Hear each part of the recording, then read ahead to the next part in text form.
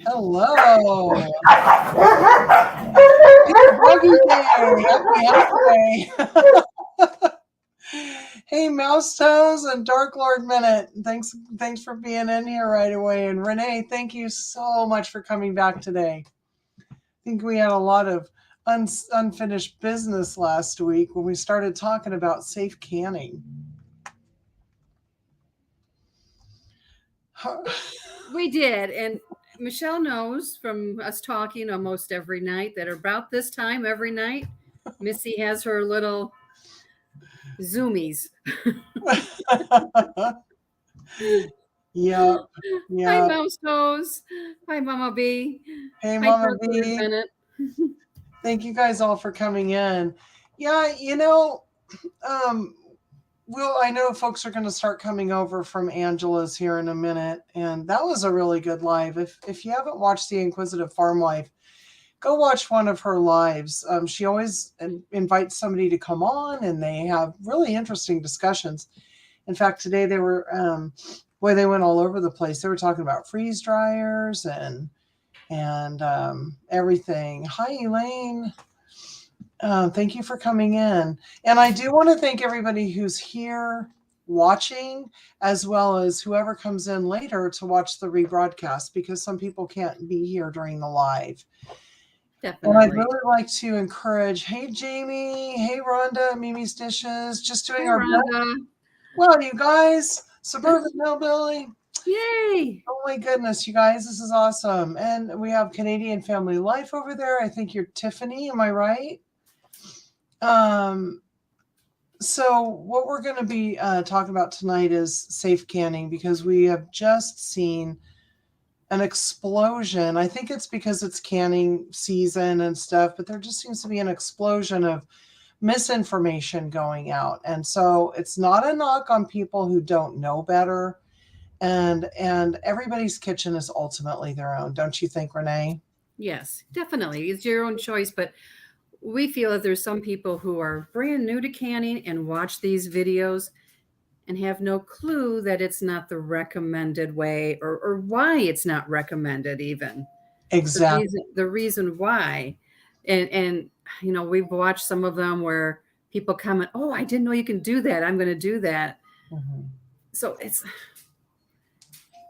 viewers really take whatever they see at the face value and believe it, and not that it can happen, but they don't understand the big picture sometimes. Not everyone, a lot of people know and do what they want to do, but right. I'm concerned with the newbies. Yeah. Well, you guys, this is how I'm going to kind of go over here for a second. Hey, Ginger, not for nothing Homestead. Hey, Joey. Ginger. So, what I've noticed a lot of too, I'm going to get all the distractions out of my way, you guys.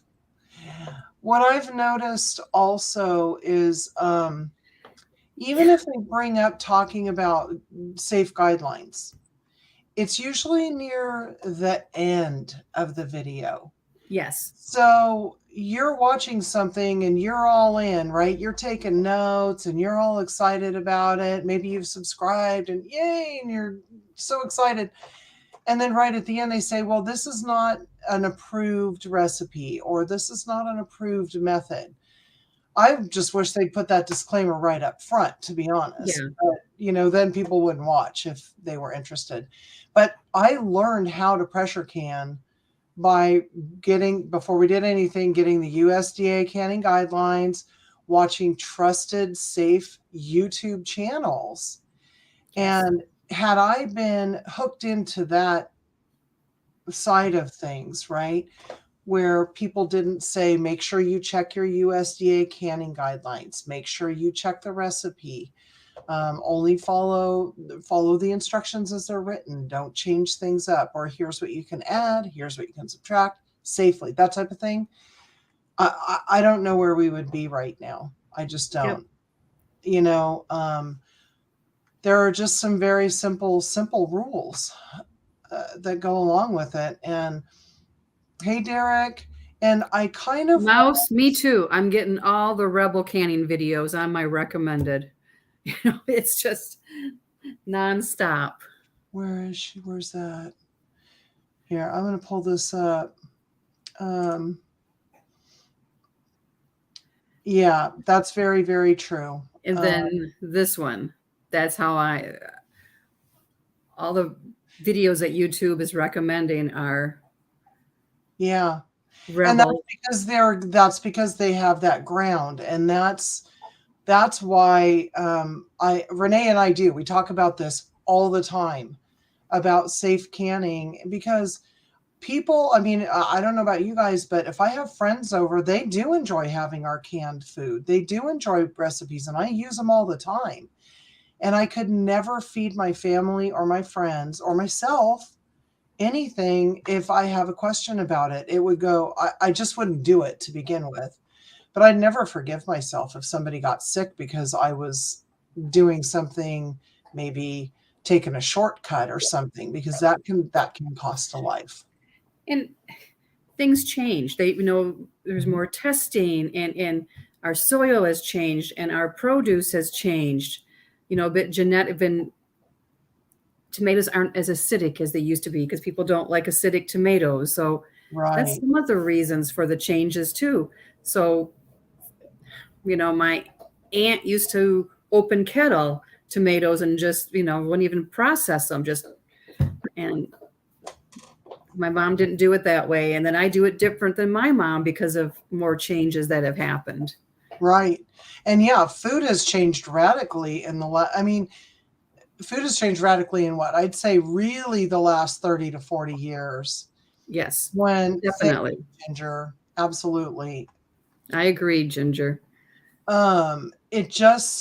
It's just not worth it. But food has changed so much. I can remember when we were fed raisins and peanuts in class after we had our little PE class or something. And now so many people are allergic to peanuts. And I just can't help but think that somehow the food's been modified, or maybe what they spray on it, to keep the weeds down or the bugs out or rodents or whatever. Right. But it has changed the face of what our food is. And that's why I think these guidelines are important to follow. And then I hear, well, all the other people in all the other countries don't have these guidelines. I have gone on to some of those countries' websites, and they recommend using the USDA guidelines. So just because it's been done for thousands of years doesn't mean it's safe. No.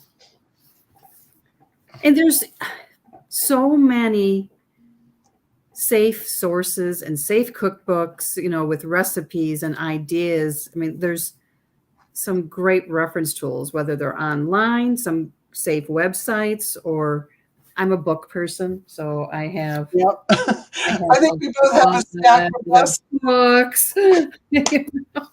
This is my favorite. And then probably, like the Ball. This is what I grew up with, but this is like the newest version, the Ball Blue Book. I love the Ball Blue Book. And then I have the USDA. Yeah. And and in our in the description, I actually have a link to. I love this one too. You and I. Oops, is it going to go up and show? No, nothing's going to show. Okay, I have the same book you have. We went through some of those meals in a jar because I'm an ingredient canner. From this one. Yes, and I think I'm going to jump off and try it. I know Ginger uses this one a lot too. It has great recipes, and this one is a new one I got, and it was actually Lisa Sutton recommended this one in one of her videos, and it's done by a a canner that's certified, like what Tuliloo is. Oh, Master Canner? Master Canner. Yeah, that's what this book is done by. Oh, okay. If you want, we can drop that in the link too. I think I might have to go get that book. I mean, even if it has some repeat recipes, I just really like reading them. Suburban hillbilly. I hope it's not me. I live very rural. And it's funny, you're talking about how things have changed and the chemicals and all. I'm surrounded by farm fields, literally. And last year, chemicals were at a they were hard to get because of all the things with shipping and, you know, all the issues we had last year with getting things from one place to the other, that chemicals were in short supply for the co-ops around here. So more of the farmers were using the natural fertilizer, the smelly kind. But my husband and I said, well, I love that smell. It's natural. at least we know, you know, what that smell is. Whereas like when they spray chemicals and it blows toward us, like we close our windows in our house because you just don't, I don't know what's coming in the wind. Yeah. And yeah, Dark Lord, I agree with you. But you can go in to the link that we dropped in the description and read the more updated instructions and everything. So I recommend, I mean, we go through every single time we're going to can, even if it's something we've canned like every year for the last 4 years, which is when we started. I'll still go read the instructions. I'll still go make sure that we're doing everything according to the book and that we're not adding too much or too little of anything. And, you know, going online is as easy as can be anymore. I love canning tomatoes. I love tomato products, all of it. But I can tomatoes in their own juice, just like my mom did. And at the end, she was adding lemon juice too. But I always look up in this book, it's pretty war, canning tomatoes in their own juice. You know, it's page 33 of the Ball Blue book. And then what is really cool, I think, they have recipes for spice blends that you can add to rate. They give you the measurements. There's a Cajun spice blend, an Italian spice blend, and a Mexican spice blend. And you can make the flavored tomatoes. And Yeah. but I look it up every time to make sure it's like to refresh. Okay, what do I put in? How long do I process? You know, what's the headspace? Exactly. And I think that we have, hi, Lori from Wisconsin. Welcome. And Annie is here. Annette. Annie, hey, you guys. Wow, this is super cool. Thank you all for joining. And Joan, I've got to come through here a little bit. Coney Billings from Texas. Yeah, you know. Coney, I'm jealous, man, because I love beets. Oh my goodness, that's great. Are you going to pickle those or are you going to can them, I guess, plain? Can we call it plain? Yeah. I haven't eaten a pickled beet in many, many years, so I'm going to have to try it again. I have a great one for pickled beets. And it's funny. It's all of a sudden it's getting views again. I guess we're heading into that season where it's showing up as like one of my most viewed, like the top 5 in the past week. I'm like, that was done last summer. Well, because they're seasonal. We have a pomegranate jelly video for showing you how to peel them efficiently, juice them efficiently, and get a really clear thing. And every year when pomegranates are ripe, I'll tell you what, guys, we get more. It just grows every single year. So that's my happy video, I guess I should call it. But like right now, we aren't getting any views, but come probably October, we'll start getting more. Now there's a book that I have, and I hope that it isn't unsafe because I haven't actually. I have, Rhonda. Do you I've guys? done stewed tomatoes. What about the Amish canning cookbook? Because are these tested? I haven't used it. But I do like the stories that she tells. I'm not sure. I've not ever seen that. Do you know Mouse Toes? Do you know Mouse? Mouse Toes knows. I saw it on some trusted channels years ago. And you can go to any of the extension offices, you know, like the state. You can go to Oregon State, Michigan State, Georgia State. A bunch of them have different recipes. Mouse Toes says N-O. Okay, thank you. And that is why I haven't used it. Any of the recipes. See, I mean, I might enjoy something or like the idea of it.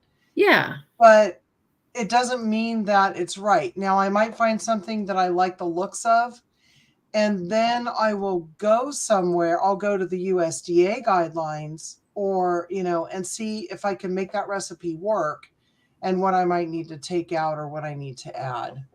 But we still, I bet I haven't canned 20 different things yet in all these years because I've got my staples that I want, and almost everything we can needs to be pressure canned. So it's so important to know how to do it right. I do, Rhonda. I have a video on it, and it's actually based on my mom's recipe, and just made sure all the measurements were correct to make it safe. And they are, gosh, I love them. I just love those pickled beets. I can't tell you how much. I'm gonna have to go check that out.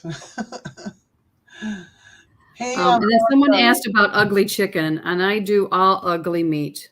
I do ugly pork. I do ugly beef. I do ugly venison. I do ugly chicken. I did the bone-in canned chicken, 3 weeks ago, I think. And I think it's ready for me to give it a try now. I just like to let things sit and settle for a little bit. So I'm gonna give that a shot and see how it turns out. One thing, that No, I wish. That sounds like fun, but no, we don't. That's a dream. It'd be a long trip too, wouldn't it? Be fun. I've talked about when I retired, going up to the farmer's market and selling some things. We have several in the area. That'd be fun. And anybody in here watching, if you're going to do something like that, definitely, because I've been looking into it for some freeze-dried things. I don't think I'm going to do it, but check out your state's canning rules if you're going to sell anything. Yes. Because it could be different than the USDA guidelines. And what you want to do is look at like the cottage food industry, and that's where all the rules will be, and they'll tell you what you need if you want to get into selling any of your food and doing it legally. So make sure you check. In fact, yesterday we were talking to Angela, or Tuesday I was talking to Angela about that. Yep. Good point, Mama B. That is definitely, you have to be very careful what you add for your seasonings, because you're safe to add dry seasonings, dry spices. Mm-hmm. You want to be cautious that you don't add too much because they can get too strong, but that's everyone's own taste, so you're safe to add that. And also, when you have a recipe in the book and it has peppers, you have to keep your measurement of peppers the same. If it calls for 1 cup of peppers, it can be a half a cup of red, a half a cup of green. It can be a third a cup of jalapenos. And, you can, as long as it equals 1 cup, it doesn't matter what kind of peppers they are, but you don't want to change that measurement. That's the important part. And is that because of the cooking time that's necessary to make sure that they're properly? The density issues, to keep the density right, and that's how it's been tested. But you can exchange different kinds of peppers. That's not a problem. If a recipe says jalapeno and you don't like jalapeno, just add, bell pepper if you want. Exactly. Yep, definitely. Always, always, always. And that's cool. Another thing too is well, let's see. I'm going to come right here too. Yeah. Absolutely agreed. And there are a lot of things you can add. I saw on Sutton's Days the other day that Lisa made a beef, barley, and mushroom soup without the barley, and she was very clear about it. Yep. Make the soup base and then come back later and add your barley after you open the can. And it's not hard to do that. It really, really isn't. No, if you want to make a stuffed pepper soup and you find a recipe, and you can use the USDA soup guidelines, which is, you can make any soup you want with that, but it can't include the rice. You add the rice when you heat it up. Right.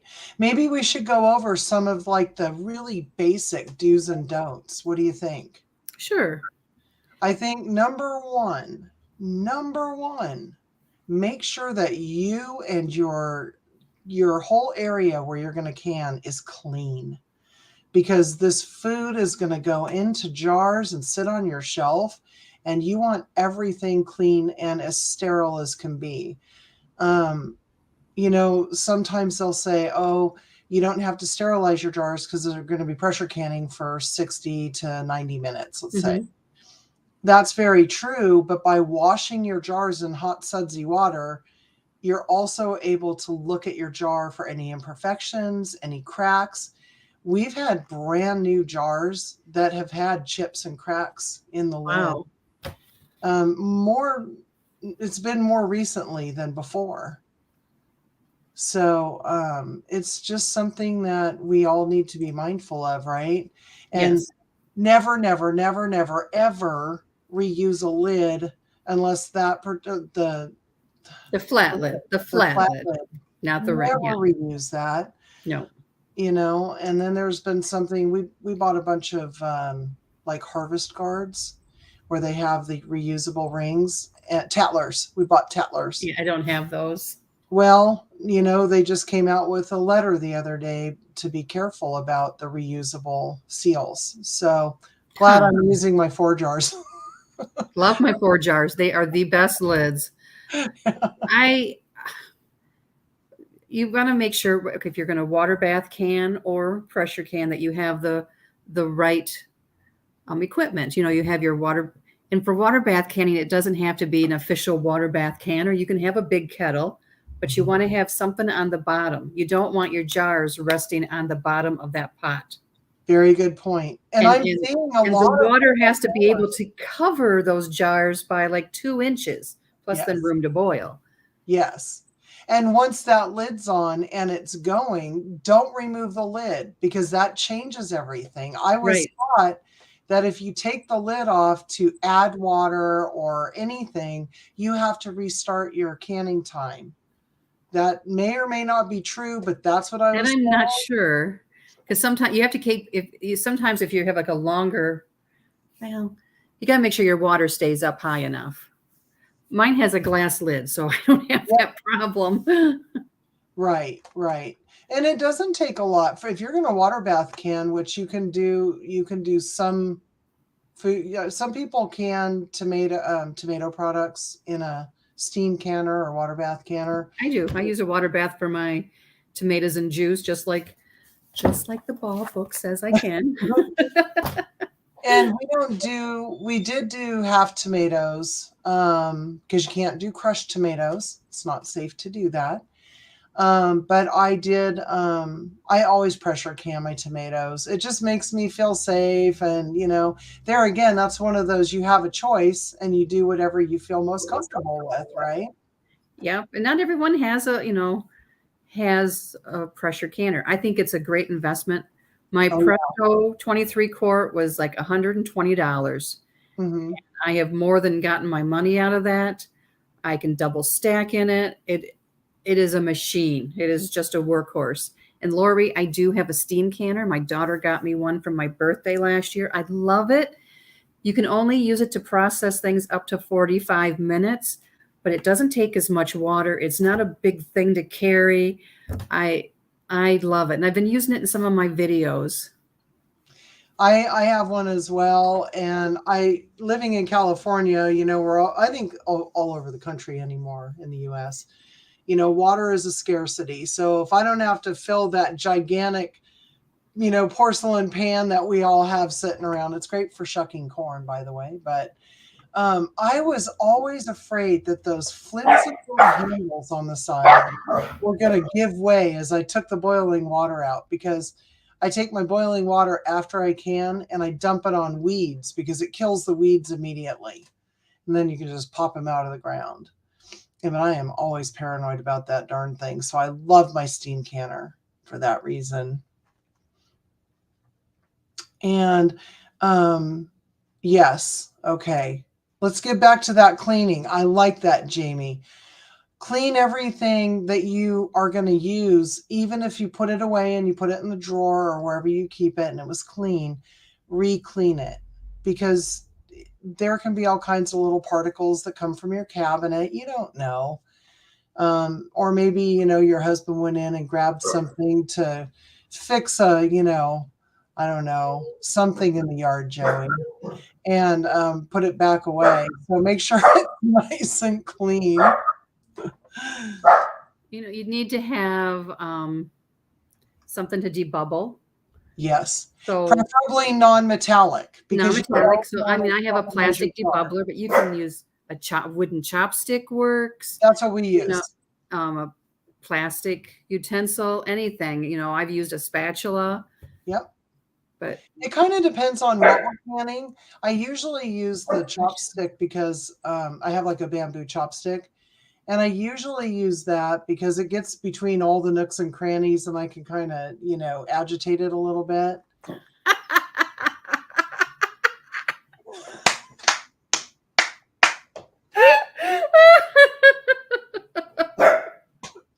That's funny. That's the truth. The first time that we heard Grumpy Joe was actually watching Heather at the Needy Homesteader. I about fell out of the couch laughing so hard at that. And then I found out it was Mouse Nose who did that. That's so funny. It's like, husband, interrupt us. I'm going to do this, you guys. If you haven't watched Mouse Nose, she's in the house. If you haven't watched it, you've got to watch it.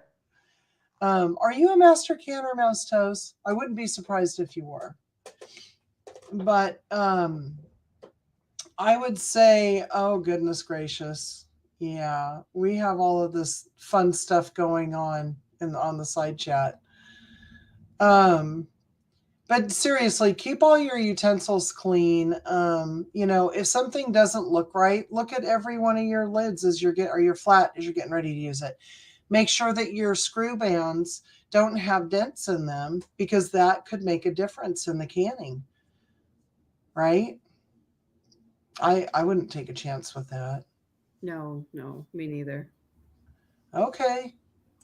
Well, if you were once a master canner, I'd say that you always have the knowledge in your head. Yep, I think you still qualify. Yeah. You just don't. You're our master canner. Or can we call you the mistress of canning? You know what? And whether you want to be an ingredient canner or a meals and jar canner, there's safe recipes. You know, there's tested recipes for all of those. Right. And there is some continuing testing going on, you know, too. It's not like they're not testing. Extension offices are still testing recipes, and there's new ones coming out. Right. Right. I know you're going crazy because of your dog wanting to have snacks. It's okay. Oh, I think most of us have a dog, so the struggle's real, but we love him anyway. Tonight it's real.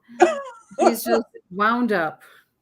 Mine are in laying down with JJ, thank goodness. So they're nice and quiet. Suburban Hillbilly, I have a room too, and I have a room in the basement. Those are off limits. That's my stuff, you know. We have a closet that's full of all of our canning goods now. It has all of the jars that we have and all of the canning paraphernalia. We have way too many. Oh yeah, exactly. Yep. So this book gives different headspace because this was done before 2019. You follow the 2019 recommendation. And that's why you go to that book, but then you go back to the ultimate guide to just double check and make sure it's still okay. Another thing I wasn't aware of is if you have a recipe in a book that calls for liquid pectin, that you're supposed to use the liquid pectin. Yeah, they're not interchangeable, liquid and I did that one time, and then I threw it all out when I found out. Oh no! You know, I'd rather not take a chance. So no, definitely, it's not worth it. You know, okay, when I first started doing some pressure canning, I saw a channel who I enjoy watching a lot. I'm not going to say who it is, but there's a lot that do this, but they did the beans not being soaked. Mm-hmm. You know, because if you're doing meat and you had some extra things, you could put the dry beans in there fast and do them. Well, then I learned that that's not the approved method, and then I saw some videos on why, and especially like kidney beans. It's very important. There's some toxins that it releases when you soak them, and So I threw away the kidney beans that I had canned because I'm like, I don't want to get sick from them. You know? Right. And we've done the soaking method as well as I like the quick soak method now. I'm Me too. comfortable with it now. I absolutely love the product that Me you too. end up with. They just have just the right bite and tenderness. Everyone said, "Oh, if you soak them, they're going to be mushy." That's not true. It Nope. is not true at all. I have Um, not found that to be the case in any way, shape, or form. In fact, I was inspired by your black bean video that you dropped today. And I knew that we were going to be doing this tonight. So I went and got a couple cans of pinto beans and put them in the crock pot with some, a little bit of meat and some onions and spices, garlic. And I'm super excited about that. But those canned beans. wait there.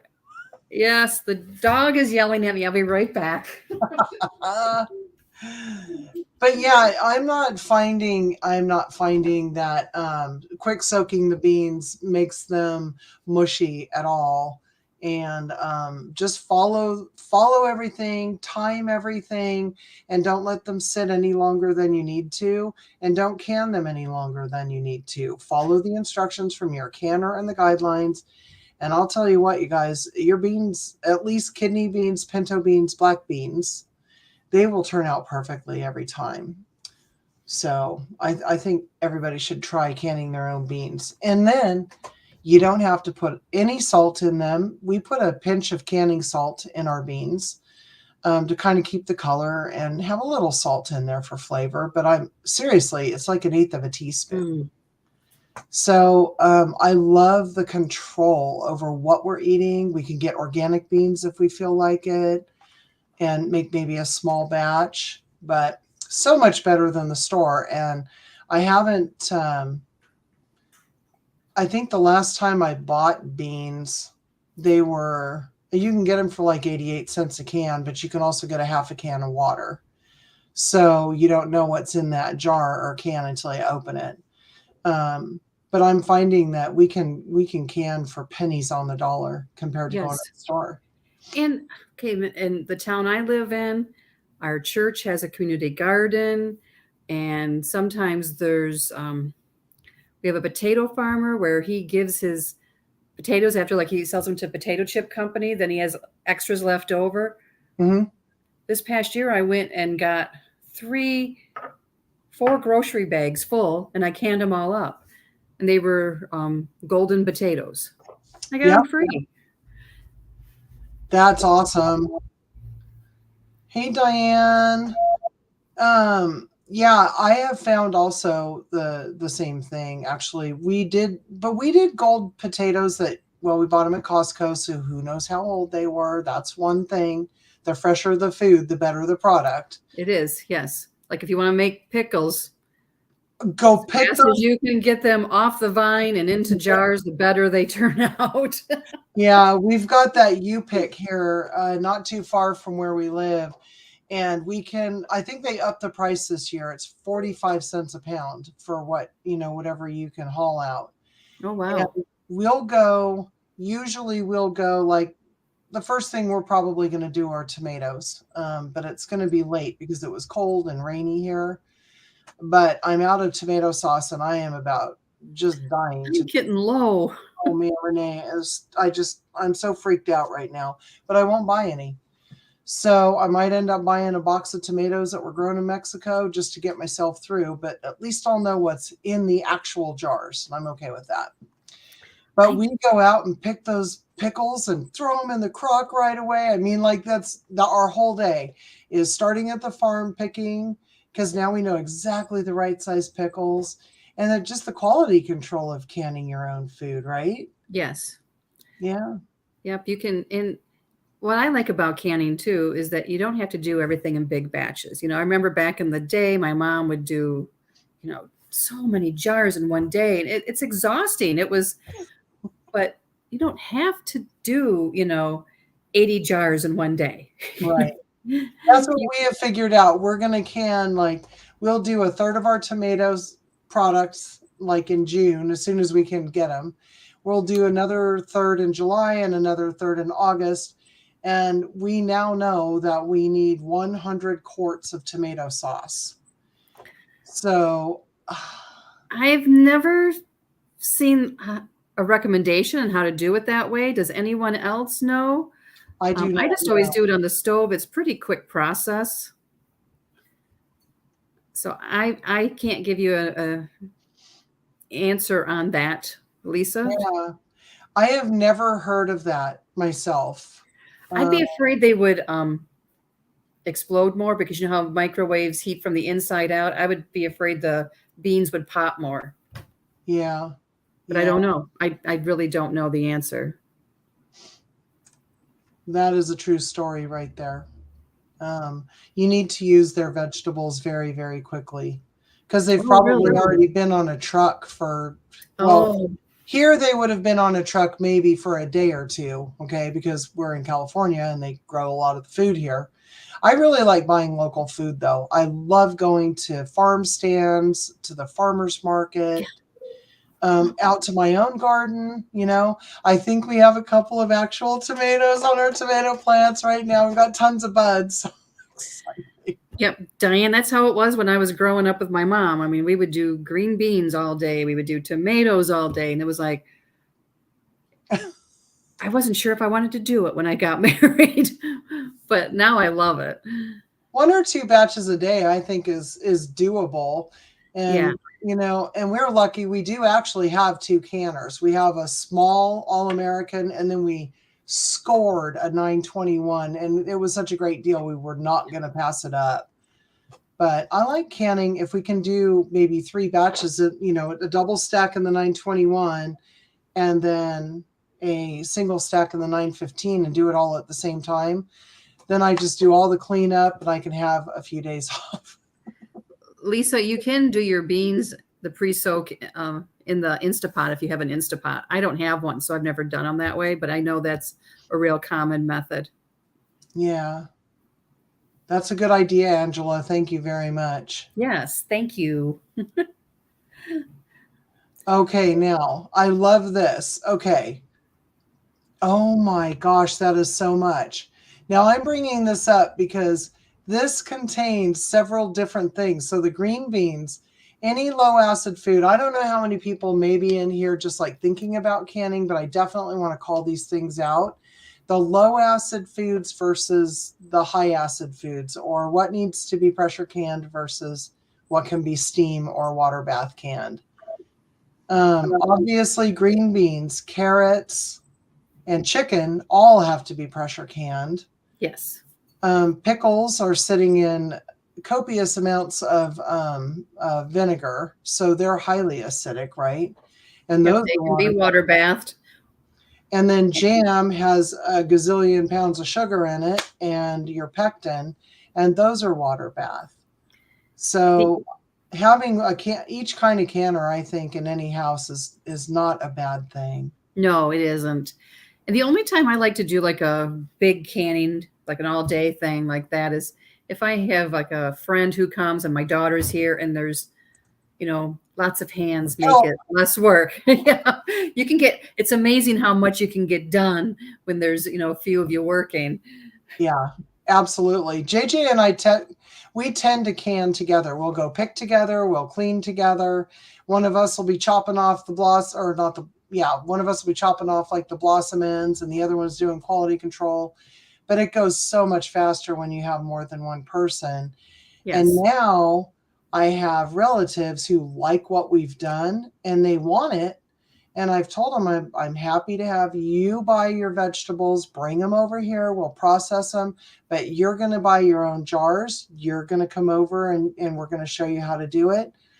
And so hopefully we're spreading the word. Some people are our age and some are, I have one of my nieces that is just 22 years old, 23 years old, and she's wanting to can food for her family. So I have a neighbor, well, country neighbor. He's about 4 miles. Country neighbor, I love it. But he has a greenhouse and he also has an asparagus patch, and we don't have one of those yet. So last year he contacted me because he could see on Facebook all that I do, and he's like, If I bring you asparagus in jars, will you pickle me some asparagus and you can keep whatever you want too? I'm like, yeah. So then he had the greenhouse. I had all my pickles done last year in June That's because crazy. so I canned them for him and me. I had pickle. I mean, it was amazing. So it's a great barter system, you know. Yep. And then he went to the Amish auction and he picked up used like jars for me, like about 6 dozen jars, and he brought them. He said, "These are just for you for doing this for me."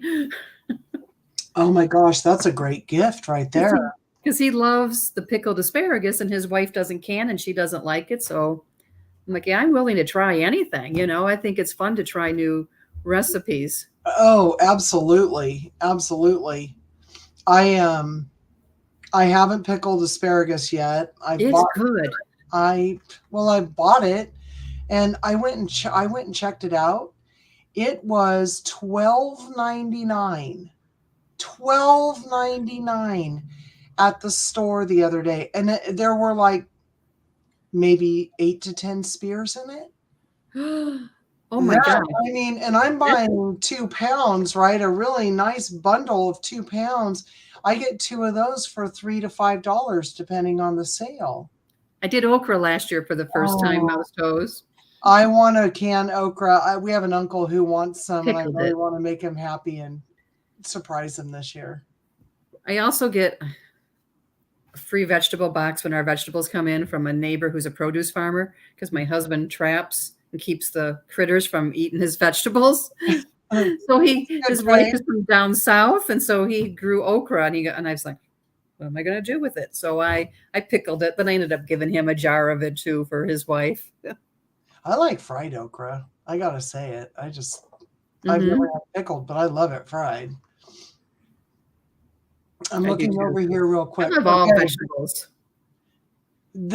Derek, this was our big learning curve last year.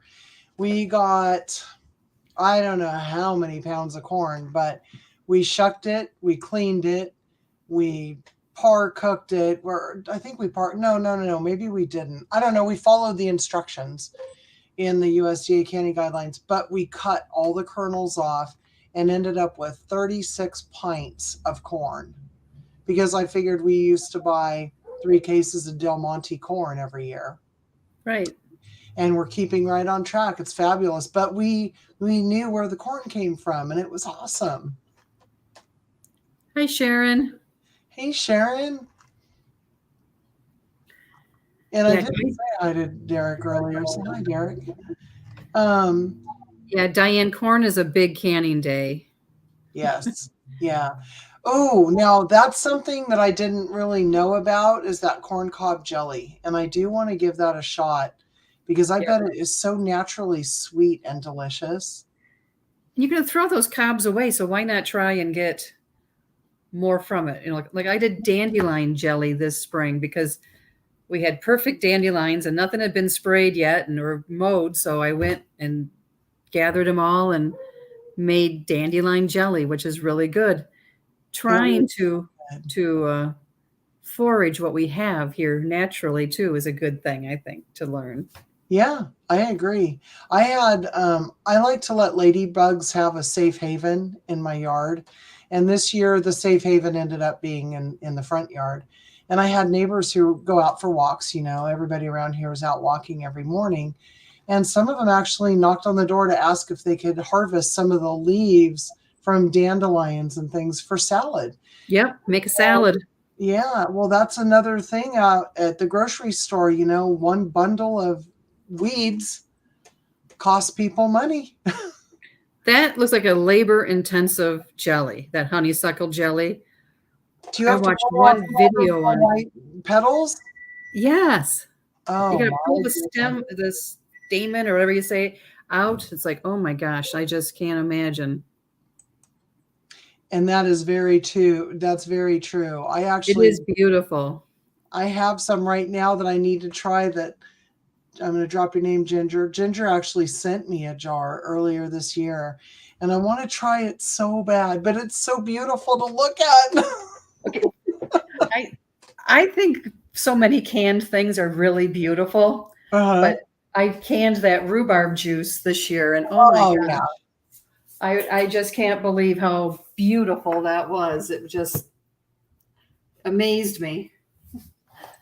Well, and it was fun too because your stalks were green. Yes, my rhubarb is green. It's not a bright, it's not that crimson red rhubarb. It has a lot of green. And the inside is green. And Yeah. it came out pink.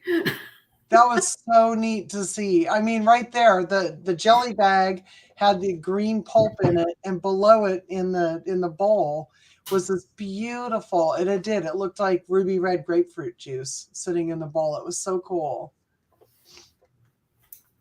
Oh, loquat jam and loquat tea. I bet that's Ooh. good. Okay, what is a Wow. low-cot? What is that? Those kind are loquats what look kind of like um apricots in a way, or I know are what they a more of that citrusy thing? A kumquat is a citrusy. yeah, I know what a kumquat is. Yeah, I bet the honeysuckle jelly just smells good, let alone And I tasty. see lilac jelly. That's really beautiful. Ooh. I Okay, don't know. thank you. Like it's like a yellow apricot. Okay, the loquats. Huh.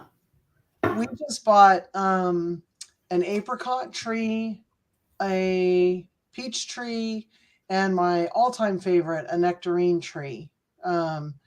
And so we're really hoping to maximize our own, like growing our own food, but then preserving it as well. I'm excited about that. Um, okay, it's a super fruit. It has little seeds. That's not a pit. Okay, that's Huh. very interesting. I think we had one of those trees when I was growing up, and my parents didn't know what it was. And I was always willing to try something, and I ate one year, and it was really good. My mom ended up making fruit leather from them, and that was really And you're tasty. still here. You Oh, ate yeah, it. You I'm didn't here know to what it tell the was, and you're tale. still here. I'm here to tell the tale. Yes, I am. But I don't know if this was helpful for anybody. Do you think we covered most? We should go Is there back. any questions? Yeah, exactly. Please, if there are any questions. But while we're waiting for those, because we have that little delay, I'd really like to remind everybody, don't can any grains, any pasta, don't can anything with like was mentioned earlier, the bouillon, because you may have some additives in there that aren't safe, like cornstarch. Just check. And Check the ingredients. yeah, yeah. Because there are you can use them, and you can use the canned broth, Hmm. the box broth, Hmm. but just check your ingredient list for whatever you buy to Yeah. add to your Please do not can macaroni and cheese ever. I actually saw that and almost lost it. Who? Why? Please no don't. cream cheese, No cream no cheese. baked goods. Don't bake a cake and steal it up. Yeah, exactly. Exactly. And make sure that you're adding liquid to things. If you're canning potatoes, you need the water in there when you're pressure canning. The And liquid's peel them. important, and peel them. Peel your carrots. There are bacteria and harmful things that could be in the soil that could end up multiplying in your jar. And it just isn't worth it. It's not worth taking a shortcut at the end of the day. There is a video, the Utah extension has it, and it's The green bean lady, the green beans. I will find that and drop it in the description below, Renee. I mean, she survived botulism, and to hear her talk about what she did and how she had no clue it was wrong, and opened them up and had no clue they would almost kill her. Right. Yeah, that's a very compelling video. It's And awesome. definitely, it's worth everybody's time to watch it. I think it's about a half hour, maybe or so. But it is a very good reminder of what can happen, because you can't smell or taste or anything with botulism. You're really not going to know. No. Okay, I'm looking for questions to just see. No Miracle Whip. Yeah, she was very, very honest about it, Mouse Toes. Yeah, she was great. I watched that whole thing and I would highly recommend it. It was a great video. Butter, milk, any of it, any of it. Do not do it. Not powdered milk, nothing. Yeah. Add it when you open up the jar, you know. Hmm. I know for part of Canuary, someone did, it was clam chowder base. And it was in the clam broth and everything. You just had to add the cream when you opened it up, you know, and heated it up. Right.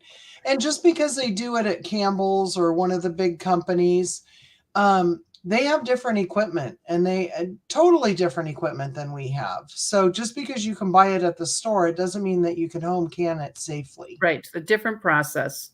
Mhm. They can get to a much higher temperature. And that's also the problem for people that, you know, want to water bath can instead of pressure canning some things. You can never get to that same temperature in a water bath canner as you can inside a pressure canner to Correct. truly kill anything. And if I'm not mistaken, if anyone knows this, isn't it like it gets up to 248 degrees Fahrenheit? I think, because 212 is boiling, and then I think it has to get up to something like 248. And I don't know why that is in my head, but Yeah, I know it's above the boiling point, and your water bath canner is never going to go above the boiling temperature. exactly. Oh, yep, Mama B. This is very, they are different kind of glass. They're not made to go in the oven. And that's another thing is people, instead of getting their water bath canner out, they put them in their oven. Okay, so just because a lid pings doesn't mean it's really a seal. Oh, 243 degrees. My junior canning husband just told me that. Thank you, honey.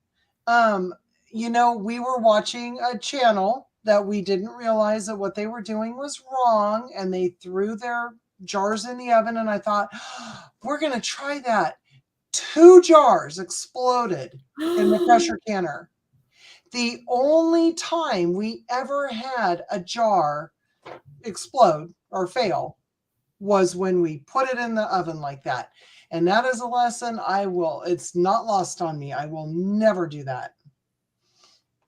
Yes, and dry canning, it makes it grates on my nerves too.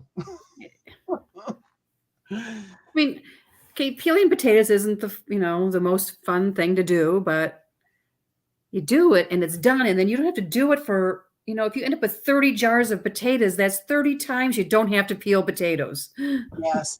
Oh man, and canned potatoes, in my opinion, make the best fried potatoes when you go camping. Oh my gosh.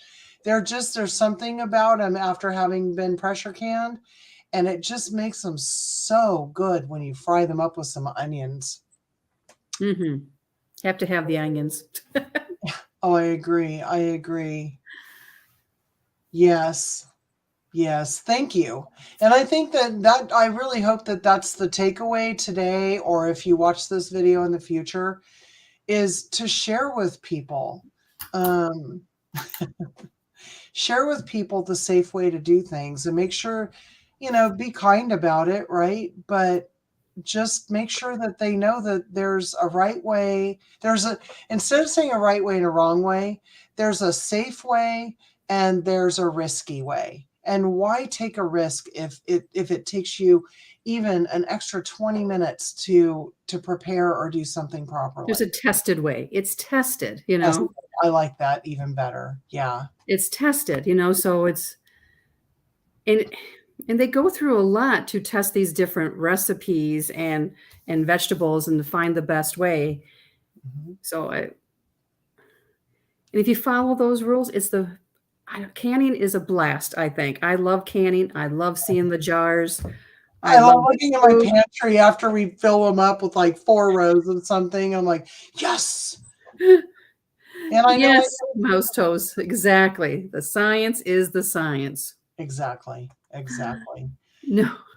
So, I have a neighbor who was here and she was telling me how she cans her asparagus, that she doesn't follow the stuff they do now. She puts it in the jar with some hot water and boiling water and then turns it upside down and covers it with a towel.